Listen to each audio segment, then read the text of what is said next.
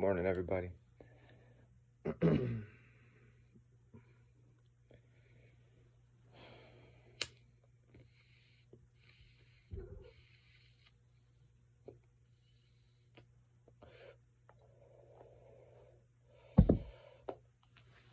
So I have all these ideas. I have all these thoughts up here. And I want to be clear and concise on what this whole soldier of pilgrimage is and just focus on what that is and what this means. So I've already explained how my separate life is like a book.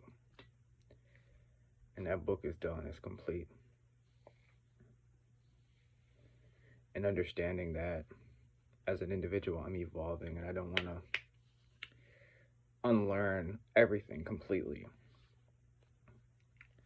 So how I'm looking at it as the way I think and the way I do things. Brandon Lee Wilson has already came to his highest potential, having whatever wisdom, guidance, and tools that I had in the past. I realized there's no topping my expectations that I made for myself. My expectations are way too high. So that means like whenever I get a job or whenever, my worth ethic, my ways of life, my internal mechanisms, they're always, I can't be a peon no more. I can't be at the bottom no more because it's so hard for me to be told what to do by an individual that doesn't have a mind frame as mine. So like, I'm just gonna keep it a book. If they don't have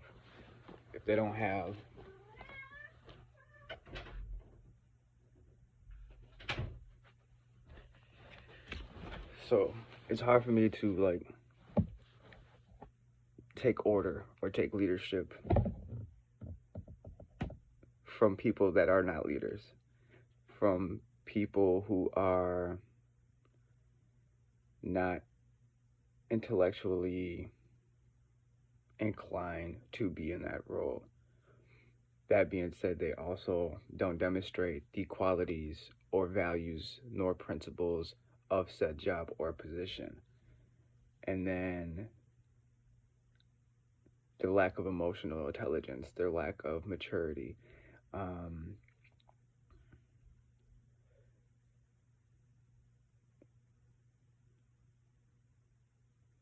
So it's too much. So everything that I was taught, how I was raised, the values instilled on me, the principles, the normal like American society idea of American life. You grow, you learn in the home life. You do preschool, you go to primary school, middle school, and then you go to high school. So there's stages. And through those stages, you're gonna go through trials and tribulations. You're gonna have your ups and downs, because you're rejecting, you're rebelling. And the only reason we do that as people, as human beings, everyone does it, is because we are individuals. We have individuality. We have individualism. And majority of the time, we are not going to be the mirror. We're not going to be the reflection of our parents or our guardians or our environment. The environment over a period of time ends up consuming us. Whatever environment we were placed in ends up consuming us. It ends up taking over our mind frame. And it's the start of this program that I talk about all the time, the program that is running 95% of your brain. So 95% of your brain is this program, this mind frame that you were given at birth, this whole structure, this whole,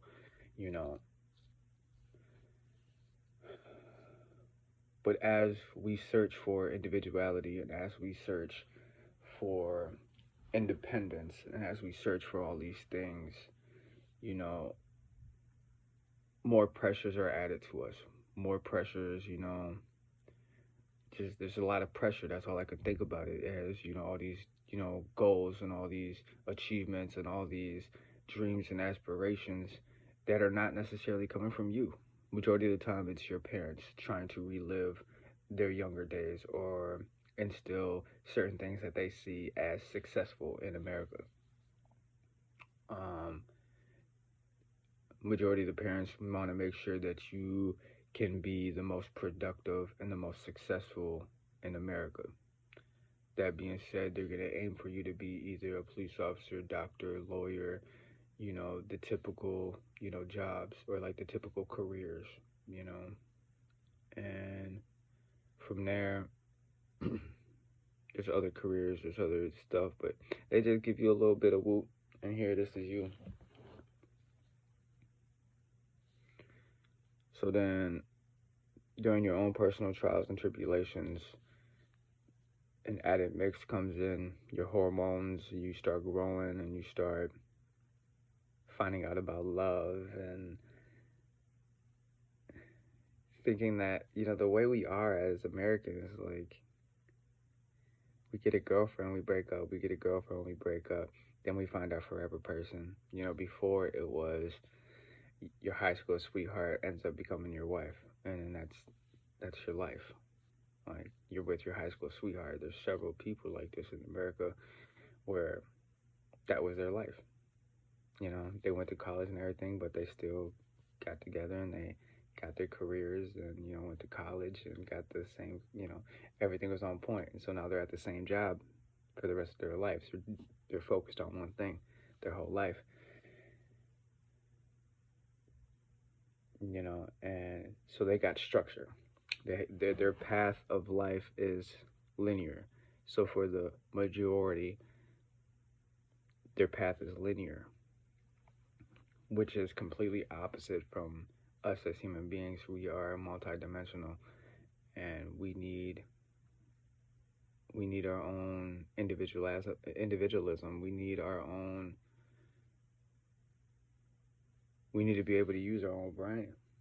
And if we can't use our own brain, you know, nowadays we're just shoved with pills in our throat, you know, where our light is diminished, you know, by all the toxins that they feed us, and they, you know, end up distracting us with all these TVs and cell phones and the false idea of what success is, the false idea, you know, of what wealth is, you know, not necessarily the false idea, but what America is really good at is giving you half truth or giving you just a little bit of the flavor. You know, they're giving you just a little taste, you know, a portion. You know, and anybody knows, like, if you only hear somebody say half what they're saying and you don't let them finish, majority of the times you're gonna read into it wrong. And that's kind of what we're doing. We're reading into life the whole entire long way and not being introduced to other kinds of wealth because we still want to be productive members of society. We still want our Americans, our future, we still want them to contribute to this American dream. We want them to contribute to that 9 to 5. We want to, you know, because America's backbone is off the worker. But even the worker, we have mental health issues, we have obesity, we have all these health issues, we have all these, it's just chaos, it's a mess.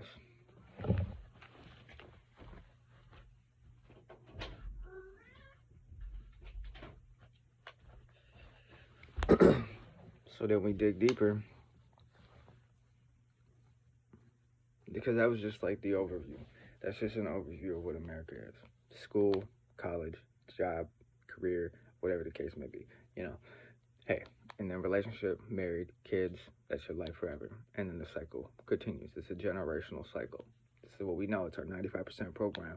And it's not just our parents. It's our parents' parents, our parents' parents, our parents' parents, and it's just washed over. It's like washed over generational. It's generational wealth. So that's what it is. So I don't know if this is a thing. Everything is new, but how I'm going to look at it, it's called generational wealth. So we all are inherited this wealth because I look at our cultures, our individual like heritage, like me being Anishinaabe or, being connected with Aztecs and stuff like that. I feel like that's wealth, that's history.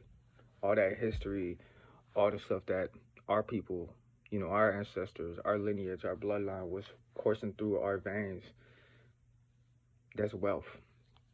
So I want to call that generational wealth.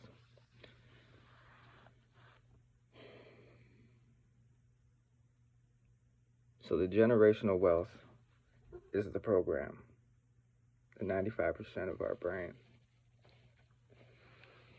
And it's hard doing these, I found out the word for it. It's thought experiments. It's just amazing how like there's a name, a word, a label for everything. And now that I'm figuring it out, I'm gaining more confidence in what I do and how I think and how I am. And there's no point to what I'm saying, but it's a lot of wisdom, a lot of knowledge that I just woke up with, and like literally I rolled over and I just started writing, and I have these concepts and these thought experiments and stuff like that, and I came to conclusion though that I was stuck. I was part of that whole cycle I was talking about, but me coming from where I come from, being low income, is a little bit different. We got multiple moms, we got multiple dads, multiple uncles, multiple, different areas of events. It's not so linear. With people like me coming from the hood, we got trauma, we got chaos attached to it. We got that we got flavor. We got a lot of extra, a lot of extra chaos. For me it was, you know, home life, school, and then it was bouncing back and forth between mom, dad, to being on the streets, to being homeless, to getting into a relationship, being in that relationship, being a stepdad for 12 years, and then in this relationship I was did the National Guard, opened up a nonprofit. I did all these different jobs, all these building my resume, just building my credit.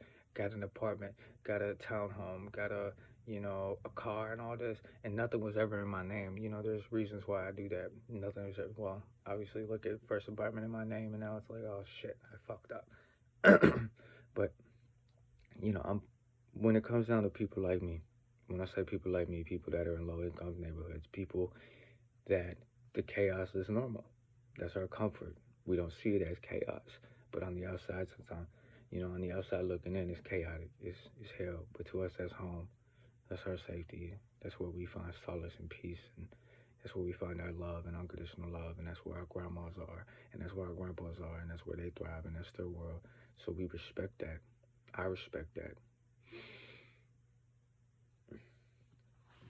That being said, is how do I not hurt anybody's feelings? How do I not belittle anybody's teachings? Perfect. The book is done. Close that book. Let's start a whole nother book. And then doing it this way, it's like when you're born, you have guidance, you have parents. So my whole like little epiphany is, holy crap, I have the opportunity to be my parent, to raise myself, to instill values or find out what are my characteristics again, find out what my values, my principles, really dig deep to the core. Okay, if I'm gonna be Nix, okay, who is Nix? And if Brandon Lee Wilson is Nix's father, like this is crazy, it's one person. But like me doing these experiments, what if Brandon Lee Wilson was my dad?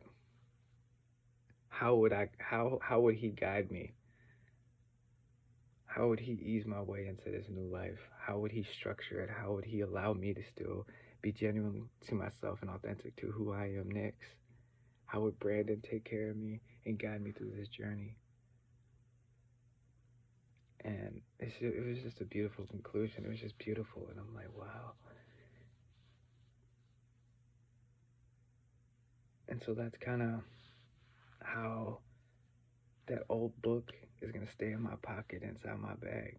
That 29 years is going to stay with me, because that 29 years is not only like my instruction manual or my guidance to get through the hard times, but the writer of that book is also my father, my founding father. Oh, it's so cool, man. This is.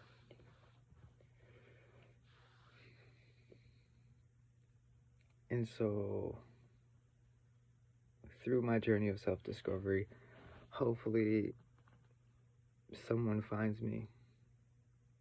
Hopefully, multiple people find me and put me on a goddamn platter. Study me, research me. I'm real. I'm a human being. These are my thoughts.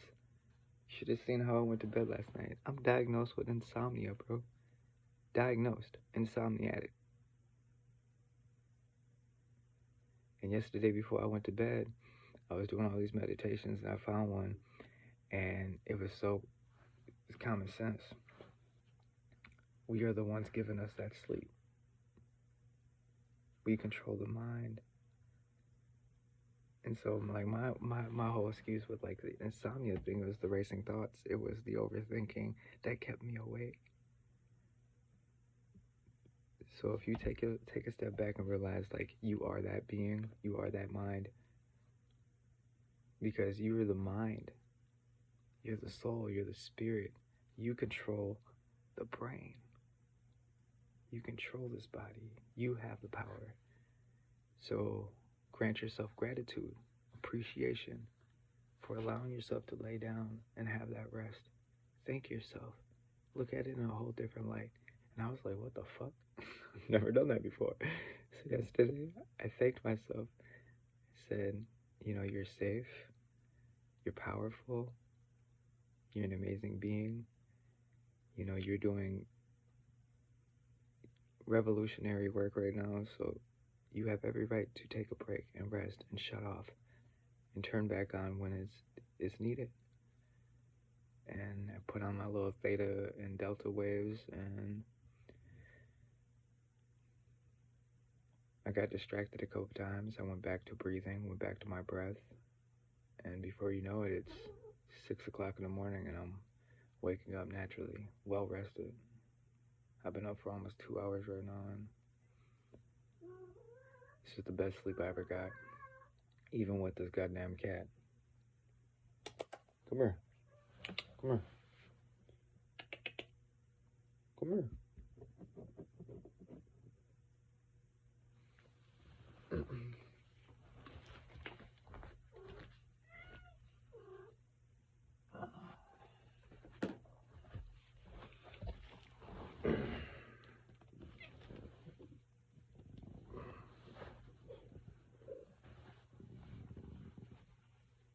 You gonna say bye?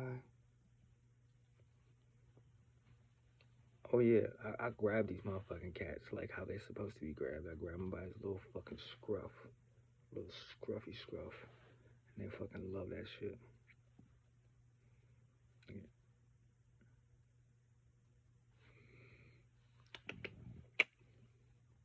Come on, baby. Peace and blessings, everyone. Hope y'all enjoyed.